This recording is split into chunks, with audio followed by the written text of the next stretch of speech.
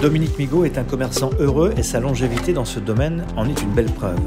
Tout d'abord photographe puis caviste grâce à un grand monsieur, Jean-Luc Poutot, meilleur sommelier de France en 1976 et meilleur sommelier du monde en 1983.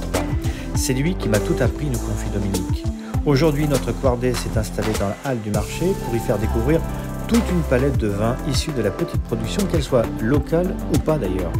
Sachez qu'il reste encore à Dominique 2 projets à finaliser, une exposition et un livre de ses plus belles photos recueillies ici et là dans ses périples autour de la planète et de l'île de Ré.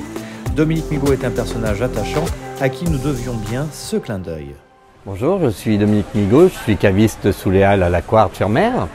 Voilà, et je suis caviste depuis 2000, voire même, je crois, si mes souvenirs sont bons, 1999. Avant 99, donc j'étais photographe, et je suis toujours un peu, mais j'étais photographe. Et pendant donc 20 ans, j'ai fait de la photo, du développement également. J'étais un des seuls à faire de la photo couleur, du développement couleur, surtout.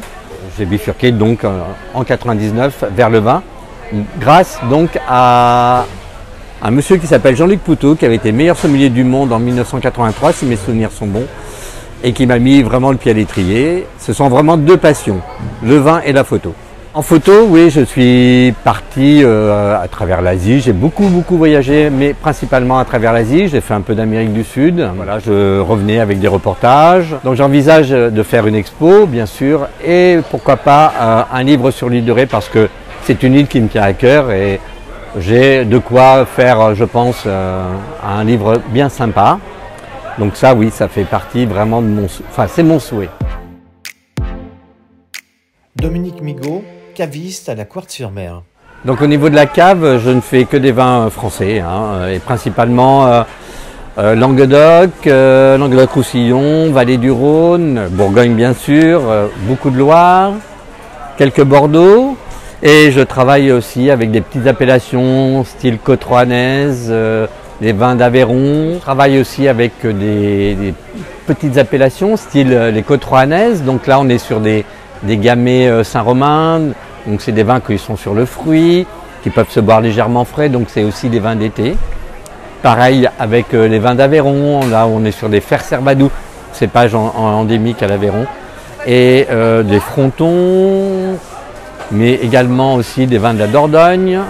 Donc toutes ces petites appellations là que l'on ne connaît pas forcément et qui produisent des vins frais, légers. Évidemment à consommer avec modération. Quant au vin de l'île de Ré, moi je travaille principalement avec le domaine Arica. Je travaille d'ailleurs qu'avec ce domaine, parce que je trouve que voilà, ce sont des jeunes, des vignerons, œnologues, et que ces vins sont à l'image par exemple de leur bouteille, c'est-à-dire simples, structurés, c'est des vins goulayants, faciles à boire, et avec les parcellaires aussi, ils ont donc 3 parcellaires. Ils ont un chenin, ils ont un chardonnay et un sauvignon, vendangés à la main, qui sont voilà, des vins fins. J'aime beaucoup cette qualité de vin du domaine Arica. Et j'ai la chance bien sûr d'avoir une clientèle qui m'a suivi entre la Quarde, le bois et maintenant à nouveau la Quarde. Donc j'ai récupéré des clients du bois qui maintenant viennent à la Quarde.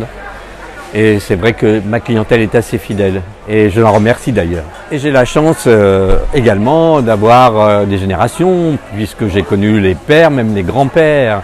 Et donc j'ai des enfants qui viennent également chez moi aujourd'hui, qui ont quand même entre 25 et 30 ans. Oui, je vous dis ça, mais bon, il faut quand même savoir que je suis quand même plus tout jeune non plus. Moi, je suis moi-même grand-père, donc vous imaginez bien que j'ai connu quelques générations aussi.